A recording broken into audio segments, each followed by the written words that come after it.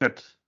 Okay, let me check. Okay, so we have started to record. So thank you to be here this morning. We are very happy to be with Koyo Roy-san, who is a senior strategist at Daiwa Asset Management. The goal this morning will be to have a market outlook of Japan economy, and so we are very happy. Just a brief introduction about Daiwa Asset Management. Daiwa Asset Management was created 60 years ago. They have more than 661 employees, and they manage today 191 billions. So, Koyo-san, if you want to take the lead for the presentation and about Japan equity. Hi, good morning. Thank you for James to introduce our company. So, good morning. My name is Horie, and I'm equity strategist in the research department of Daiwa Asset Management. Thank you for taking the time today. I would like to comment on the outlook for the Japanese equity market. Let me share the meeting material. Please see the page 2. Page 2 is a today's point. We remain bullish on Japanese equities.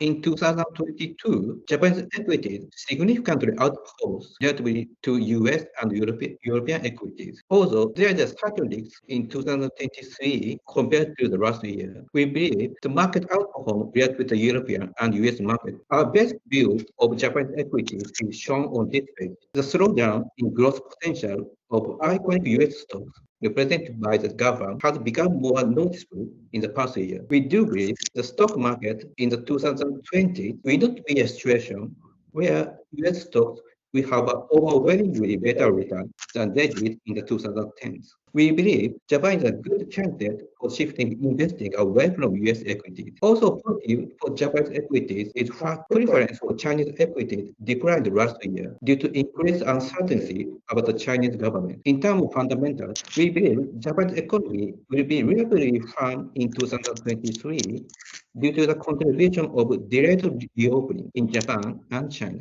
We also note rising wage may allow Japan to enter a mildly inflation environment, which is desirable for the stock market. Risk factors are monetary policy and the appointment of the next BOJ governor. The Bank of Japan is currently in the process of appointing a new governor. This should be kept in mind in near term, as the next governor candidate is expected to be announced by the mid-February. Page 4 is the main event that occurred in the last 3 months. The most important positive factor is that China's decision to lift its zero-COVID policy came earlier than we expected. Also positive for the stock market was rapid recovery in the number of foreign travelers visiting to Japan, and the Japanese government decision to ease the legal status of COVID-19. On the other hand, the most significant negative material is the increased uncertainty of Japan's monetary policy. Please see page 13. We'll start with the economic trend and extend to which the stock market is pricing in bad news. Entering 2023, the stock market is rising due to the expectation of the stop in the Fed rate hike. It's important to consider the extent to which deteriorating fundamentals have been priced into the current equity market. We believe the advanced factors have not been fully factored in, and there is a risk. The top right chart shows the 12-month forward EPS growth forecast for the MSCI ACWI and the global GDP tracker. As the chart shows, the GDP tracker has fallen to the near zero. Although EPS forecasts have also been fallen, we believe there's a room for further decline. We believe there's a room for equity market to price in deteriorating fundamentals. Therefore, although there's a risk that near-term stock market will incorporate deteriorating fundamentals, we believe Japan's economy will be relatively strong due to contribution of the delayed reopening. Therefore, we believe Japanese equities are in a state of relatively comfort.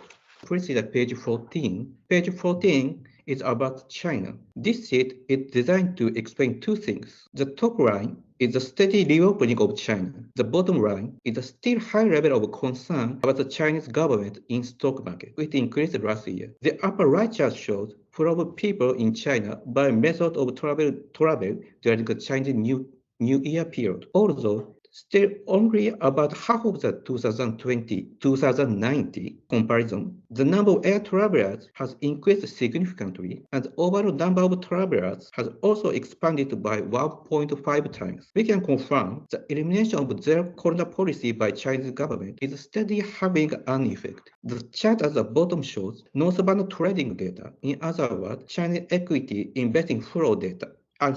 Chinese equity investing flow data from overseas. Currently, the recovery of Chinese economy due to the elimination of zero-COVID policy is popular in stock market as a story with a high degree of certainty. For this reason, Chinese stocks have also been a remarkable rise since last December. The lower left chart shows the CSI 300 index and the northbound net buy amount. The number is at its peak level since 2015. However, on the other hand, the figure on the lower right chart shows the northbound gross purchase amount. Despite a strong expectation of a recovery in the Chinese economy, buy volume has been sluggish. We believe conservative Chinese government in the stock market still remain, which is a supportive factor for Japanese equity. This is page 15. Page 15 is about inbound demand in Japan.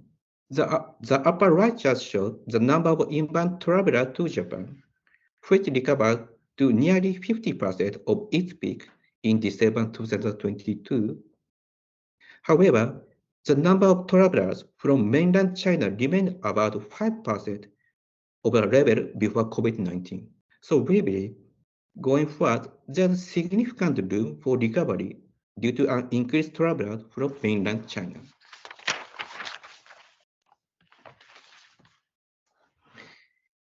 Page 16, please. Page 16.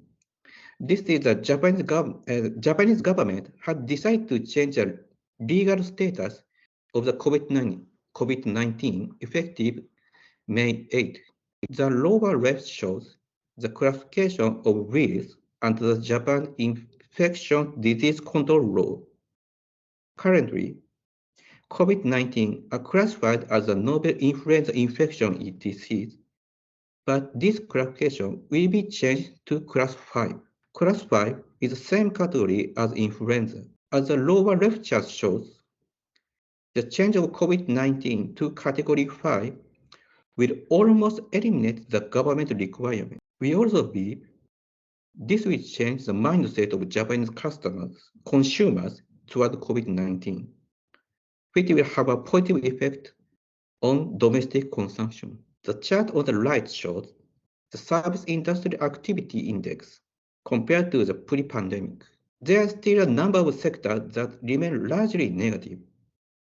We believe Japan's delayed reopening will contribute to the recovery of the domestic economy in the future.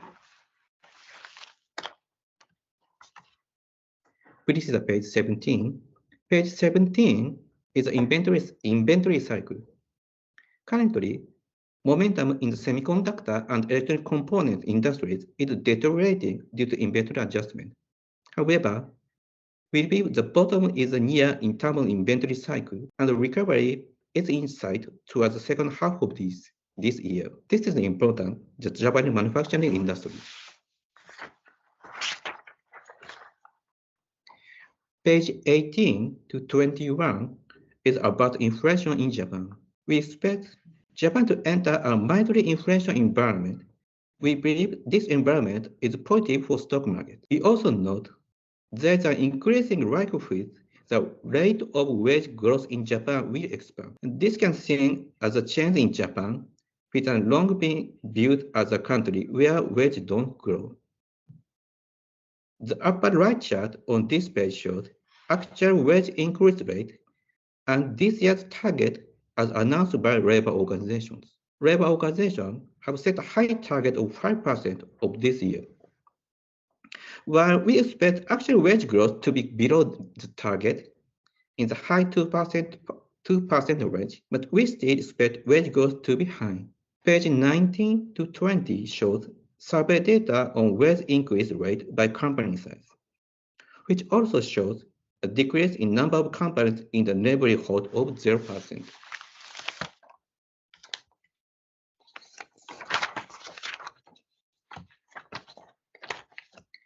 Page 21 The outlook for Japan CPI. Extremely high inflation is a risk to stock market, as it is in the US and elsewhere.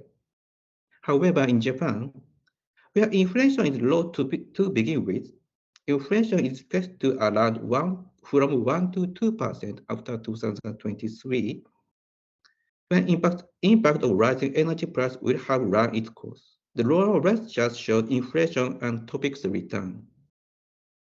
The shadow period represents a period of from 0 to 2% inflation. The line chart is the topics return from 1 year. What the past has shown, the topics return have gradually been favorable during the period of moderate inflation. We believe Japanese equities will enter this environment going forward.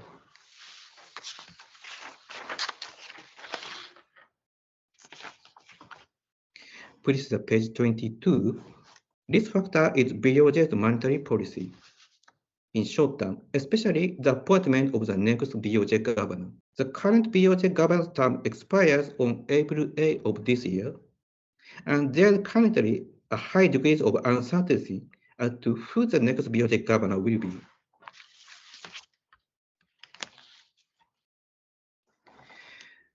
The main upcoming timetables importance for Japanese monetary policy are shown in the upper right-hand table.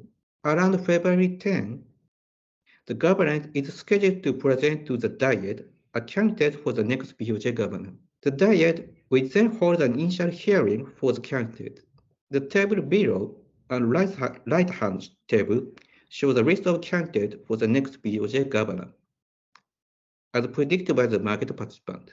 The three main candidates are Deputy Governor Mr. Amamiya and former Deputy Governors Mr. Nakaso and Mr. Yamaguchi. The table on page 24 shows the financial market and our assessment of each candidate and the expected financial market reaction. We expect the stock market to react favorably if Mr. Amamiya is the next BOJ governor, and negatively if Mr. Yamaguchi, it is Mr. Yamaguchi. We believe Mr. Amamiya has the best chance of becoming the next BOJ governor, projecting a 60% probability. Mr. Amamiya is the current deputy governor and considered the architect of the current monetary policy. Therefore, we believe when he becomes governor, the market will judge the BOJ will not tighten monetary policy rapidly, but will make a gradual monetary policy adjustment. He is a positive candidate for the stock market.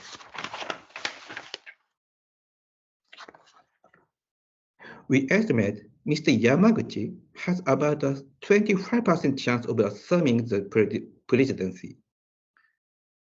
Well, this is a significant drop from Mr. Amamiya's chances. Our estimate is that he is slightly more likely than Mr. Nakaso. Mr. Yamaguchi is a former governor of the BOJ, but his term as a deputy governor was from 2008 to 2013, prior to the appointment of Governor Kuroda. He has also made statements in the past criticizing the current monetary policy. For this reason, he is considered by the market to be the most hawkish of the three candidates. When he is nominated as the next BOJ governor, the market expects to be worried an early tightened monetary policy. Therefore, we expect the monetary policy uncertainty to rise further, the yen to appreciate, and stock price to react with decline. I'll summarize today's explanation. After a good performance in 2022, we expect Japanese equity to remain resilient in 2023. We believe absolute return is expected to be positive and outperforming during the period of deteriorating global fundamentals. The recommended points for Japanese equities are: first, the declining expected return of US equities and growing concern about the Chinese government in 2022 have increased the likelihood the preferences for the Japanese equities for the global basis. Second, with the lifting of China's zero-COVID policy, and the easing of Japan's COVID-19 restrictions, Japan's economy is expected to remain resilient despite the slowdown in the global economy.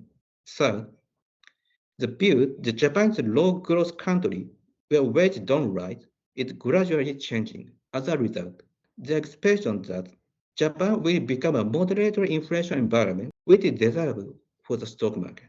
And fourth and finally, valuation of undervalued. This factor is the appointment of the next BOJ governor. That's all from me. Thank you. Thank you for your attention, and thank you, Mr. Kogo Ore, for this interesting presentation.